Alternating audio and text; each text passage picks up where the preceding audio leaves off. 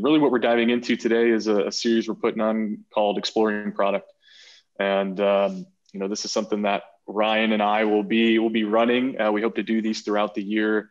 A little bit of mixed model. We hope to get some folks in here, different entrepreneurs, CEOs, folks who are working in the product and strategy space, especially to get to the reality that is product work, which we know is this really big surface area from idea generation to prototyping to testing to research and everything included. And we want to be able to shed some light on the reality of that work, not only to help each other, but to build and learn from each other as we go. And as Jacob hit on, we don't want this to be a presentation. We do have some light content that we're going to share in terms of the model, but we want this to be almost like an office hours, real laid back, as you can tell. The music sets the tone. But we want to get into the nitty gritty. And, even with the work that Ryan and I do day in, day out with different entrepreneurs and innovation groups, it's messy. It's never really clear. And we want to shed some light on that and be able to talk through the nuances.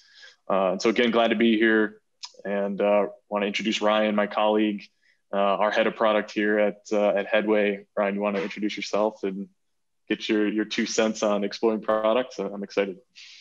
Yeah. Hey, thanks everyone for joining. Appreciate taking time out of your day.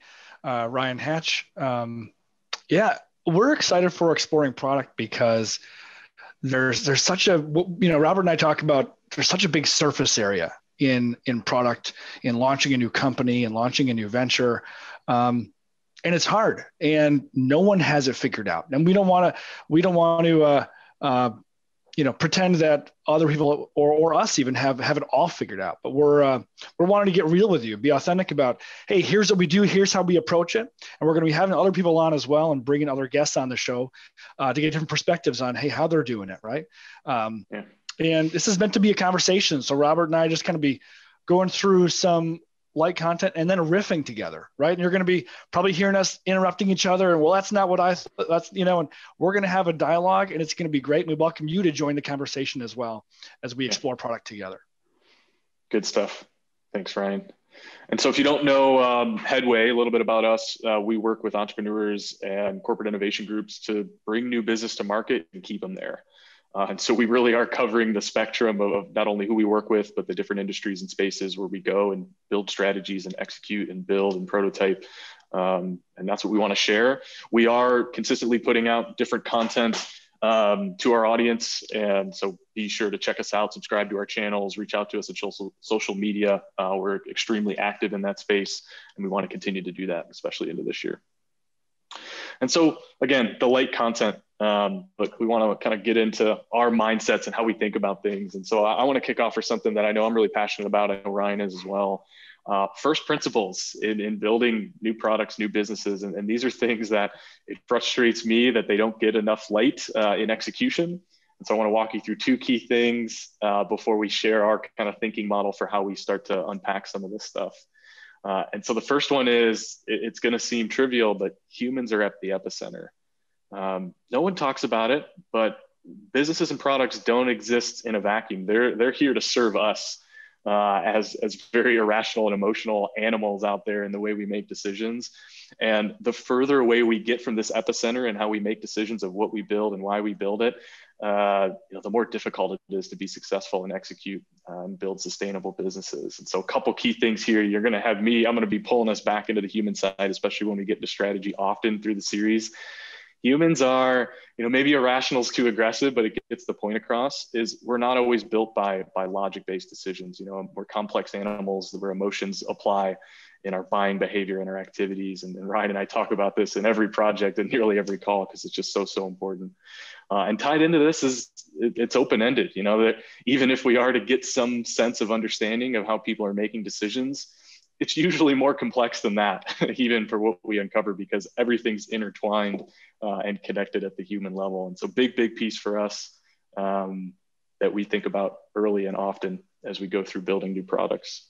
Yeah. And in on the business side, it's funny because Robert and I talk about, well, the goal of business is to make things repeatable and 100% bulletproof. And the interesting thing about predicting the future is if it's all based on, you can build a system, but you have to build it around this shaky foundation of humans. And humans, if you ask someone why they do something, they don't really know why. They rationalize the why. And we have to understand that, like, we're really trying to figure out humans here.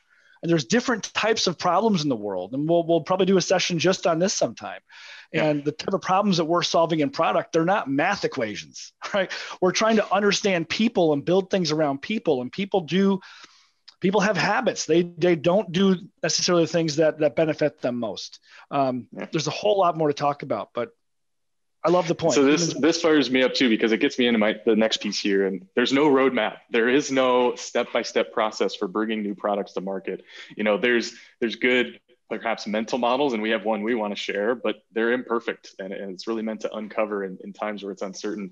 What gets me fired up here, and anyone who's ever been on a product team or a new business venture team, especially in large organizations, they think it's an execution kind of concept of, if we do these 10 things in order and we hit all our milestones, like, we'll be successful. We're here to tell you it doesn't work like that in the wild. That works really well for things that already work. And so if you've ever worked for a large company where it is efficiency, it's processes, that's great if you've already done the hard work of getting a new product or thing in the hands of a customer and you haven't paying for it. And so the work's just different. And this is where I think corporate world and startups collide. It's why startups are winning, because they don't care about efficiencies, they care about effectiveness, and can we go 0 to 1? And so I get fired up. You could tell in my emotions. I've worked across the spectrum. I've worked for the big conglomerate. Oracle is an experience I had, all the way down to startups raising. And so kind of seeing that between this really gets me fired up. There is no roadmap. I don't know if this triggers anything for you, Ryan, in this space here. Yeah, and all the time, people are going to ask, well, what's the plan? And they want a Gantt chart. It's just like, that's not reality, people. For innovation, that's the execution world, and innovation is a different space. It's not execution, it's search, it's exploration, right? Yep, 100%. And so this kind of lays the foundation, to some degree, of exploring products. As these first principles, these are things we're constantly going to be pulling back, but it's a decent segue into how we think about it. And so what we're calling it the learning loop. This is a mental model that Ryan and I talk through early and often as we go through projects. We want to share it with you today. And like we said, parts of it are, this whole work is ambiguous. And so we're going to talk through kind of pitfalls, where people get stuck, where teams get it right and wrong as we go through. But Ryan, why don't you at least take us through the high level of this thing, and then we'll open it up and get into the weeds here. Sure. So when we think about products and taking something to market and innovation, there's a lot of stuff out there that'll tell you, here's the right way to do it, and here's the right way to do it. And you got buzzwords kind of all over the place. There's buzzwords all over. And it's like, how do we make sense of all that? There's design thinking, there's lean startup, there's jobs to be done. There's a lot more stuff as well. And what we've tried to do is think about, okay, if we zoom out, if we zoom out, what's the model that we're really using in our heads, that we're applying kind of innately, because we're in this space, we're doing it all the time. If we externalize that, what's that model we're actually stepping through? And we feel this is it, and feel pretty confident about this. I don't really think this is going to change. I think this is pretty solid, but there again, there's not one right mental model, right? There's a lot of different mental models, and you need them all. And we're just offering this as another one. It's something that we're using all the time when I'm looking at a problem, when we're looking at a problem. I'm always thinking in my head, where am I right now in this diagram? And if I don't have the right pieces on this diagram, then I know I can follow that model to bring me to the right place, to help me ask the right questions. That'll put us in the right spot. All right. So take us through that. Take us through these steps here. Introduce these concepts, and then we'll hash through them. So the first one, like vision, it always has to start with the why. We love making prototypes. We love being in solutions. We get excited about ideas.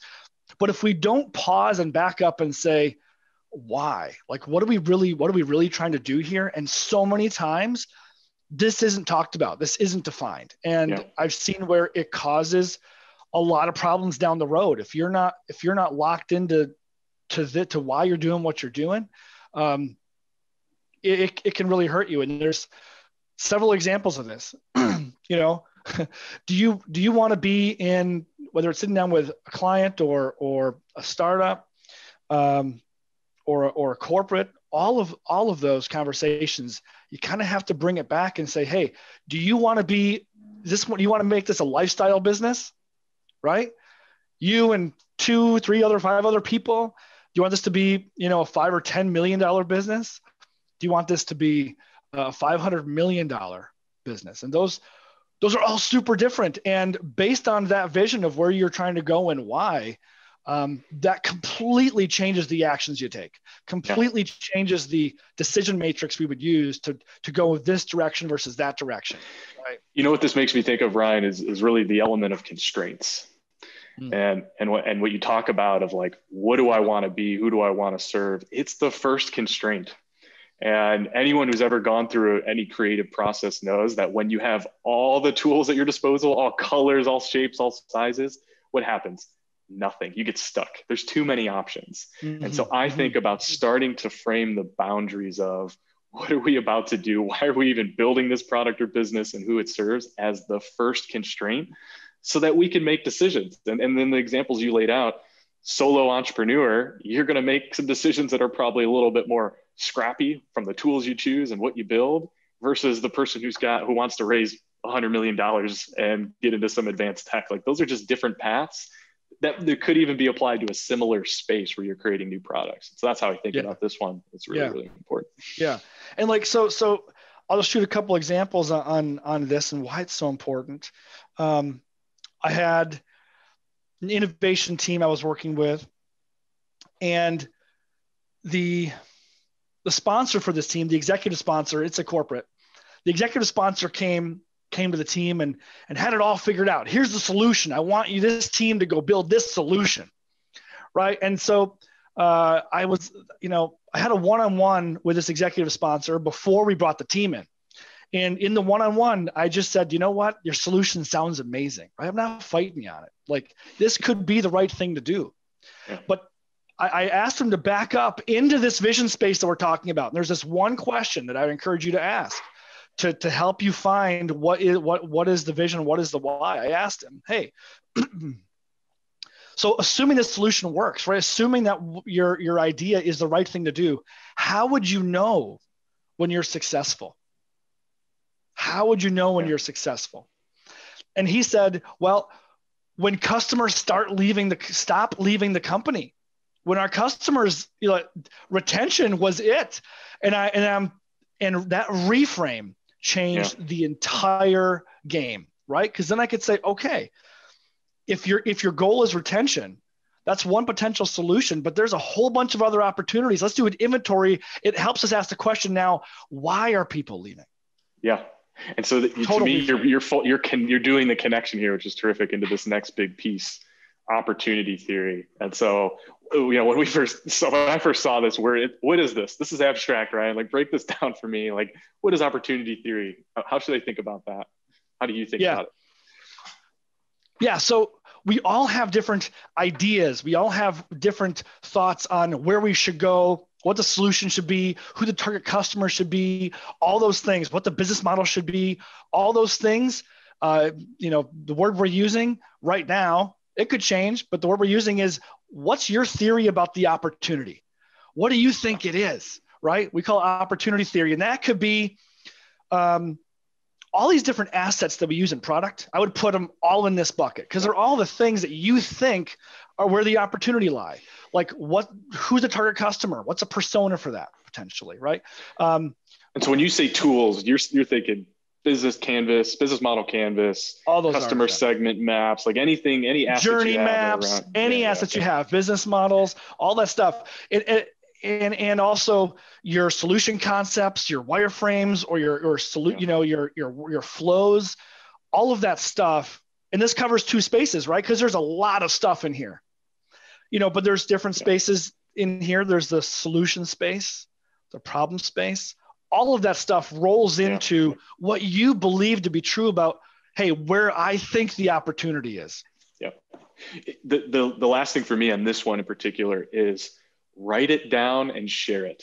You would not believe how often folks just keep this in their head and they assume that everyone's going to follow along with all the knowledge they have.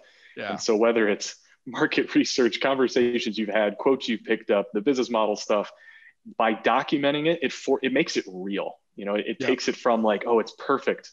And for me, it's that theory. You have to have the mindset of this isn't fact. This is just a theory. And what this opens up, and we're going to talk at length, is some of the activities you do to move it from theory into like a fact and execution and all those things and what it looks like. And so, totally. There's other really, really great product people that we greatly respect. And a lot of those things fall into here, there's all sorts of, advanced customer journey maps where you're doing empathy at the same time. In my mind, that fits in here. Teresa Torres, she has her opportunity tree, right? That fits in here. Yeah. And it's all about, and even Teresa would talk about, to riff on Robert's idea, you need to externalize it. I couldn't agree more, because, if you have a co-founder, if you have other people on your team or whoever you're working with to make this happen, they're probably thinking about it differently than you are if you're not writing it down. We all have different views on where the opportunity is, and externalizing that and seeing it together is really helpful. And it's uncomfortable. the least, especially we see this as a repeat loop, but when you first start doing this, your concept, your research of the problem space, solution space it's never going to be as worse as it is day one. And so what I've seen in practice is as people try and document this, they kind of suck at it because they don't want to be wrong. And so even if they have a half-baked concept, like they won't put it down, don't do that. So you need to be able to lay it all out there to communicate it. And then also bringing us into the next piece and how we think about it, to extract the risk of what's going on. So Ryan, take us through this one on, you have your opportunity theory, and then, what are we doing next in this mental model? Yeah. So you have your vision of where you want to go and why. You have, the different paths you could take to get there, the opportunity theory, and all of that. But then you kind of need to do a gut check. And like, this is where a lot of people honestly don't do well at this stage. Like there's this transition from what you thought to be true to what if I'm wrong? Right. And that vulnerability piece, it's real, and it's an emotional thing. Robert, we talk about every entrepreneur, there's these two roles, these dual roles when you're launching something, right? There's the promoter in you that wants to just go take the opportunity theory and just go tell the world what you think, right? And start pitching and promoting. But the other side of it, and those are valuable. You need that side of it. Yeah. But you also need the ability to be a realist as the second role, and to say to yourself, where could I be wrong? Where is the highest risk in what I think, right? And there's two parts, what you just talked about in the roles is it's strategy and execution. The entrepreneur that's all grit and just runs out and sells, that's pure execution. Yes. If you don't pause and have strategy, there could be risk to the strategy where you could execute the hell out of it and still fail. And I see it all the time. One thing I think happens here if you actually just put the hat on to ask questions, you're ahead of most folks, because most folks don't want to go to that scary place. Another thing here is getting to the right layer of detail. And so where my mind goes, especially in the roles that you talked about, is what's the risk? Well, some people jump all the way to like, well, we don't have enough customers. It's like, okay, hang on. Like, you're 10 layers ahead. You have 0 customers. So let's go back to the early risks. Like, does anyone even care about the problem you're trying to solve for them? Like, this is where getting some sense of hierarchy and asking the tough questions, like, don't go to the vanity style of like, are we making money yet? All the way to the top. You have to peel back the onion to get into what's really happening through your concept and what you're thinking through. Hey, we do have one question that came through. Go ahead. I don't know if you guys want to answer that quick before we move on. Wendy asked, can you chat a little bit more on the business model canvas? It's the first time I'm hearing that phrase. Oh yeah, absolutely. So I'll step back in opportunity theory. Yeah. I'll give you the high level because there's tons of stuff out there that probably even articulates it better. Business Model Canvas is a tool, I believe, created by Strategist that lays out your entire business model, and they do it in terms of concepting and prototyping in a visual one-page map.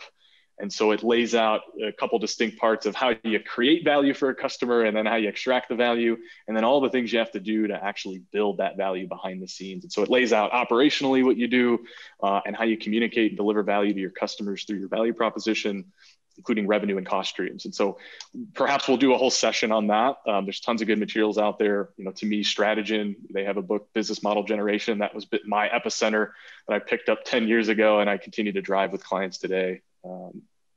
Anything to add there on Business Model Canvas, Ryan? I think you mean Strategizer, not Strategist. Strategizer. What did I say? Strategist. Yes, Strategizer. Sorry, I plugged I dropped the link. I dropped the link in the chat there. So there you go. Perfect. Yeah. It's good stuff.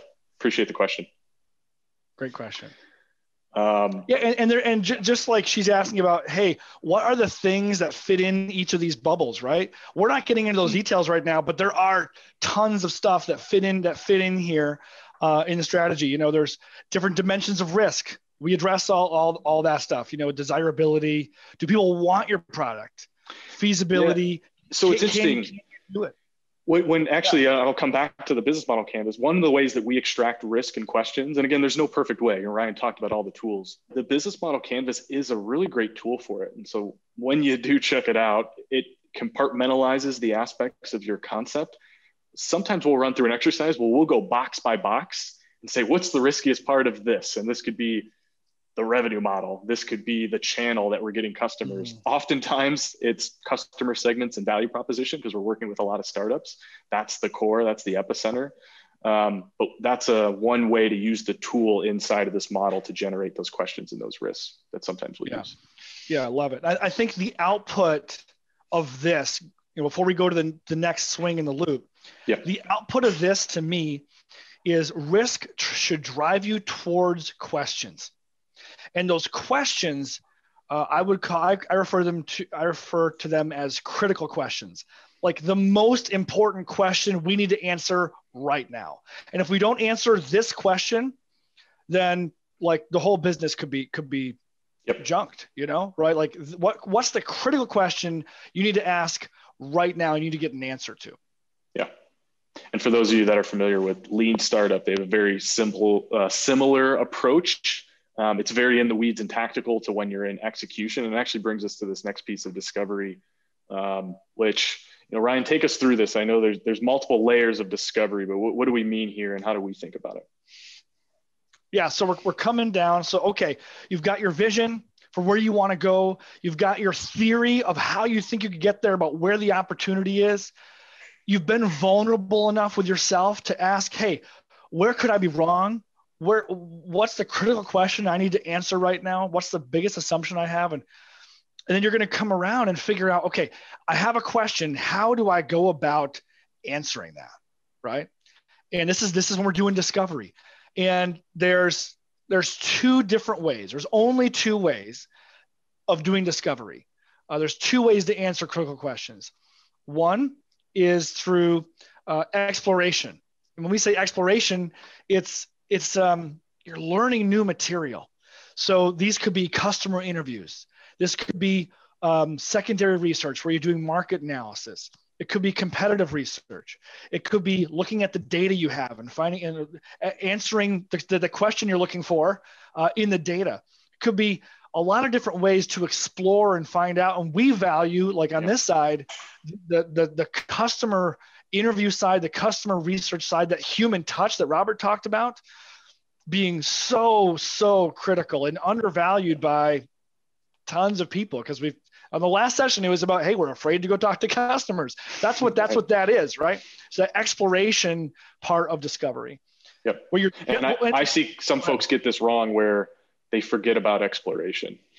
That's where I see people, they take their opportunity theory sort of embedded in them and they say, no, there's something here, and they move right to experimentation. And so this is where we think it's a little different than Lean Startup. It's the same methodology and principle, but Lean Startup's a little bit more like, go build it, get it out there, when maybe, depending on the risks and questions you pulled out, maybe building first isn't the right path. Maybe exploring the problem area becomes real important. And so we're big proponents of, in our last session, like you said, like get out, talk to people who you think are going to be your customers. Make sure you really understand it, because if they don't care, it doesn't matter how cool it is what you build. Like you're going to have some flawed data when that comes back.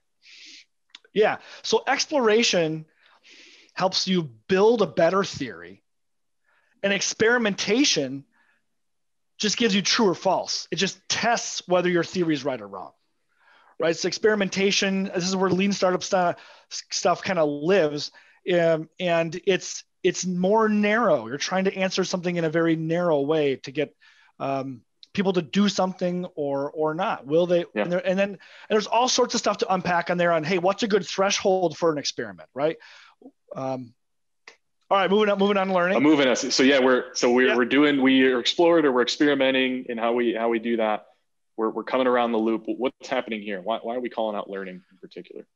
Yeah. So just like on the other side of the circle, where you have to come down and start questioning yourself, that vulnerability is super important.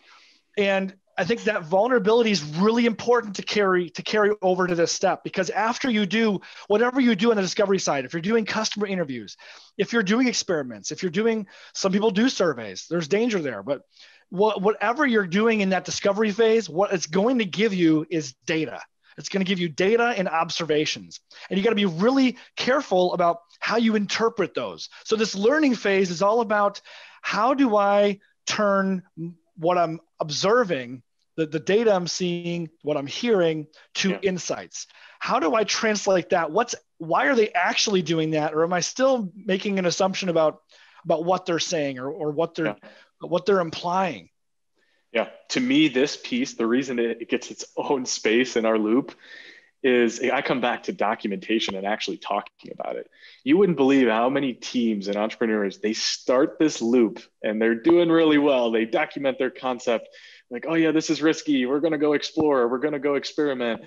And then they never turn the corner on learning. They never stop to say, what did this tell us? And they don't then kind of complete the loop to update it. Like I think of a specific project I just worked on where I was helping a group, a startup based in Europe, and they had done research. They were doing the first part of the loop. And I asked them like, all right, tell me about what happened after you were like leaving the discovery parts of these cycles.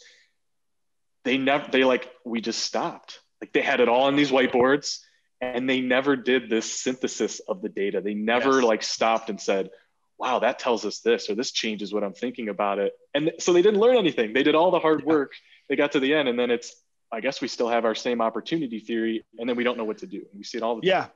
Yeah. And we've had, we often will do discovery in pairs. And why do we do that? Yeah. Because you're hearing different things, right? And we've had this happens often. It's why we do it, is you get out of that interview or whatever discovery you're doing, if you're not talking about it. And actually, I heard this, you heard this. Well, that's where the real insights happen, is those discussions and making space just for that synthesis step, just to distill and maybe disagree and discuss, hey, what did we actually learn? What questions do we still have? And then it brings us all the way back to the top of the loop, which is our learning should drive a better theory. Yep. And mindsets, that's another thing that just triggers for me is we always say at Headway, strong opinions loosely held. Like when you're doing this kind of work, creating something new, if you're anchoring to your opportunity theory or to any type of execution, you're actually eliminating the possibility of you making things better. And so like when you get into this space, you almost have to, I know you say it, Ryan, like suspend belief, like forget everything you know and just take what's in front of you to try and influence some of that learning to complete the loop. And so this is our loop. We added some elements in here. Ryan, what's going on with this? We have theory and we got unknown reality. Where does this fold in on the visual for the folks today? Yeah. So if we just take a big step out, you have your vision. Then the second layer in the middle is your theory about how to get there. But what we talked about is the type of problems we're solving.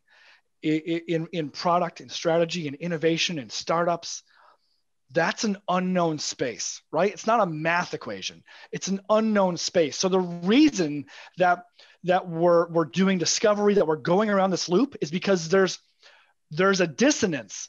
There's a mismatch between what we believe to be true and what reality is. Yeah. And that reality is cloudy. And the faster we go around this loop, we can start to close that gap between what we believe to be true and what's actually true. And when we get those two in harmony, that's when the magic happens. And disaster happens when you're this far apart and you're just making all assumptions, right? Yeah. I think this is why corporations struggle to innovate. And so I'm speaking from my own experiences. They do okay with opportunity theory. Maybe they start to get into experimentation, but maybe they only go through this loop once or twice. And then they want to know, okay, is my vision done yet? And so I've seen and interacted with these executives that are like, just plan it out, lay it out. Tell me what this product we're going to have in a year. And it's like, they're ignoring the loop. They're truth in our model, they're ignoring reality. And so for those of you who've seen or been a part of that, what happens? They don't dip into the water, the deep end of this reality, and they end up on this straight path to good execution and zero effectiveness. They're almost like guaranteeing failure by not digging into discovery and learning as you're building something new. It's just, this is really hard, ambiguous stuff. And so I've seen it quite a bit in the corporate space specifically. Yeah. So as we think about, hey, how do I apply this to, what's the takeaway for me, for all of you attending and watching later? What's the takeaway? Yeah. You know, if I were you, I would look at this model and I'd put myself in it and say, hey, what's the vision is the same thing as outcome, right? What's the outcome I'm really trying to achieve? Where am I really trying to go? What are the different, then moving down to opportunity theory, what are the different ways I think I can get there? Who's the customer? What's the business model? All of those things. What's the journey I think that I'm trying to drive them towards? Looking at that opportunity theory, what the next thing you're going to do is you're going to come out with assumptions and ask yourself, where's the biggest risk in those assumptions, right?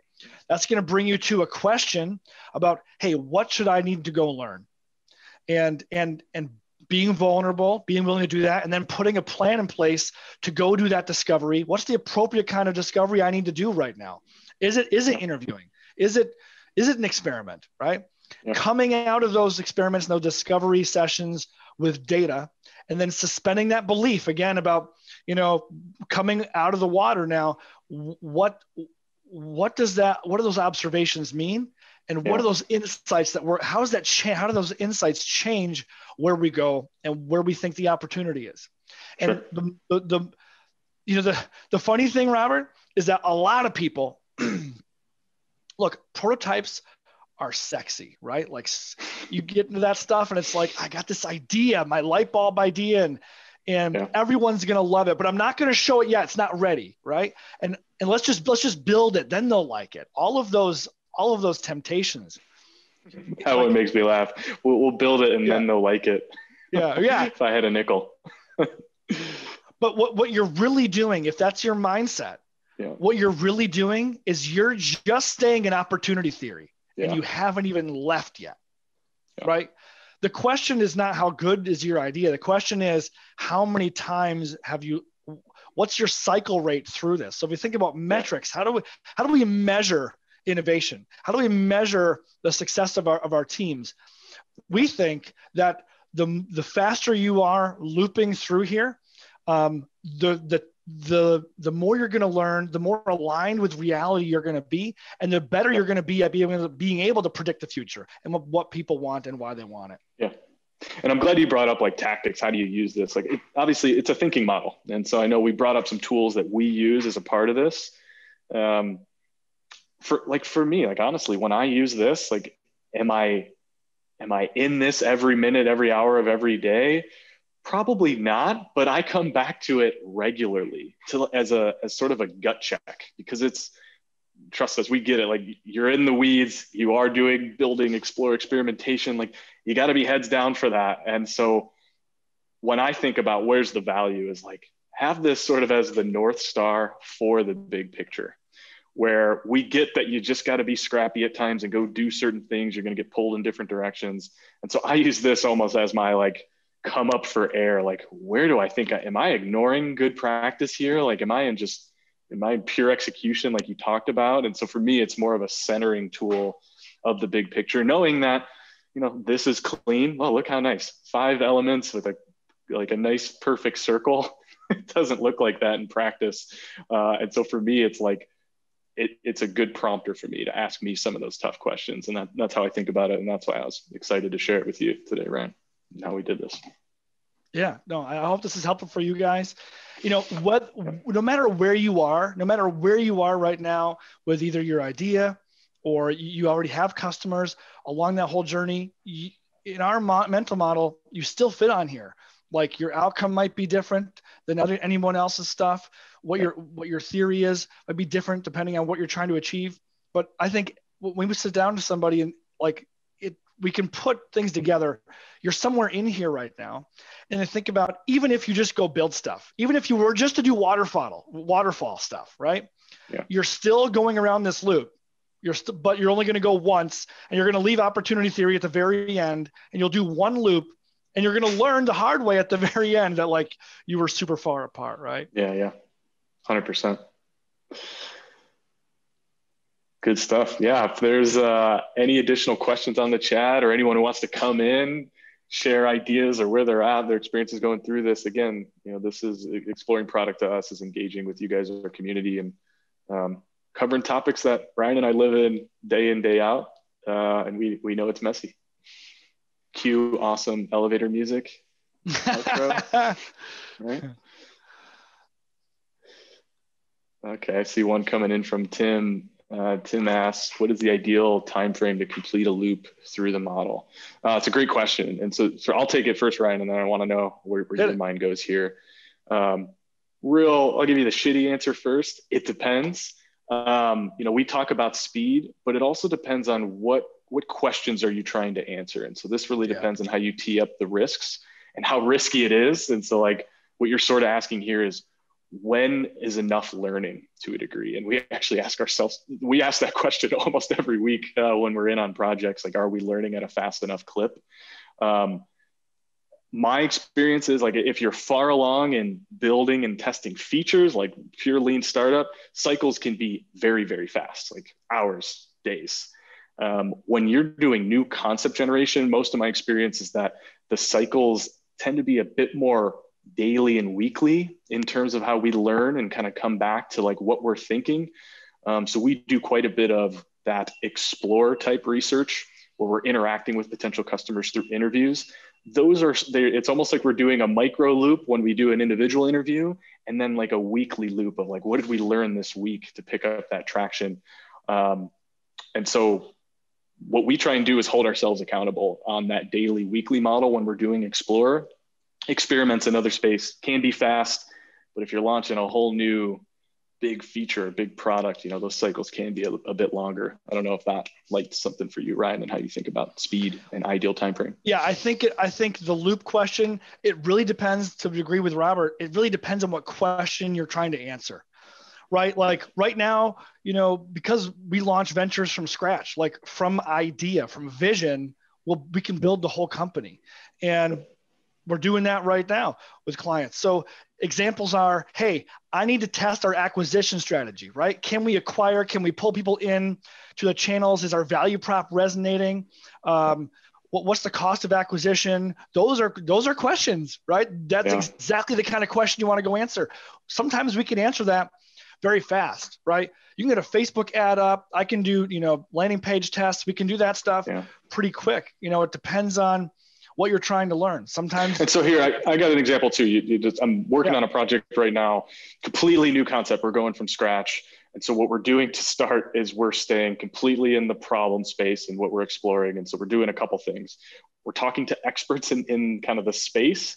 And then we're setting up interviews with who we think our customers are.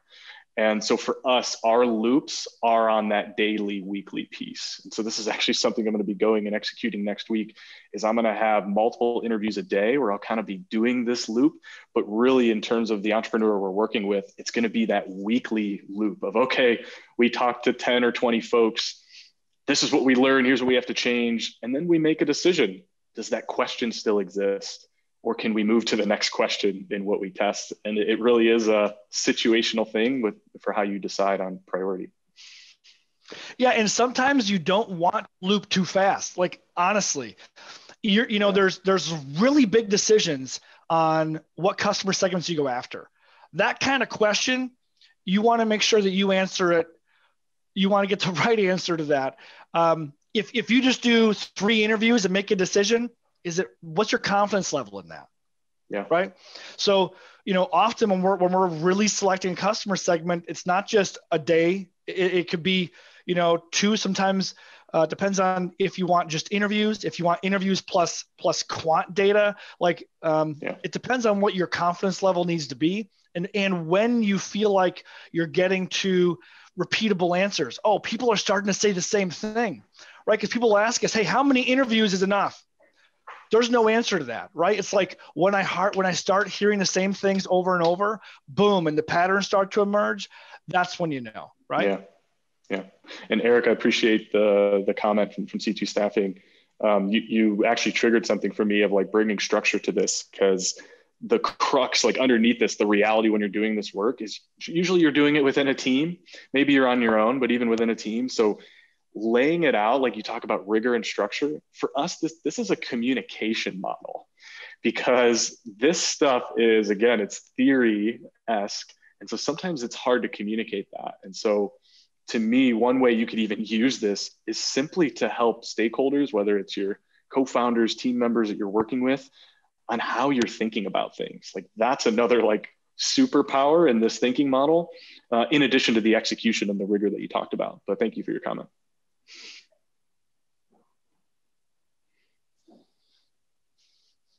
Yeah, and I'll just say, I really think that the questions you ask are the most important thing. Your theory can be, like Robert said in the beginning, your theory's sketchy. You really don't know much about what the reality. You only have so many inputs and data points. And what that drives you towards is what the most important thing we feel is, what's the critical question that you're trying to answer right now? That's so important. Yep. Yeah, feel free to hit us with more questions today or continuously. We had our social handles up in the beginning. We're very reachable. We engage quite a bit, like I said, with the community. And we're constantly meeting with new entrepreneurs and ideas and doing evaluations. So stay in touch as we go through these, and make sure to keep attending. We'll be covering more and more as we go through the year. Oh, we got a new question. That was a good one. It's the value for us in sharing our model. Oh, I love the question. This gets into the real good stuff. Is it part of your cycle? Oh, nice. With customers. Oh, yeah, maybe to a degree. The honest answer is this is a combination of kind of marketing and connection with the community is how I see it. The other real answer is, as Ryan hit on it, we know that our model is imperfect to a degree. And so this is us sort of testing our model as well. Like we want to make sure we know it and we think about it. The most fun in this is Ryan and I are in tune with this model. We have disagreements and we have different viewpoints on things. And so what's cool is for us, why do we share this? We want to share that in between all these very clean lines is a ton of ambiguity and a ton of questions and probably debates and arguments and different interpretations. And we think it's important that everyone knows that. Ryan and I get sort of tired of the A plus B equals C style of here's the way to build a business, when we know it just doesn't happen like that. And so transparency is kind of if I had to put it into one word, that's my value for sharing this, is see how the meat gets made, sort of a thing. Yeah, I appreciate the question. And is it this is a distillation. This model, this visual, is one of many mental models, right? We have to use in this type of work, when we're launching innovation, there's so many mental models you need. And when you look at all of what's out there, and you distill it down, it's all about learning. And then what's a learning model look like? And we think this is it. So this is partly our contribution to the community. It's a thank you to all the other stuff we've seen. This is our contribution back. Hey, this is how we think it really works. And it's in flux. If we change it, change it.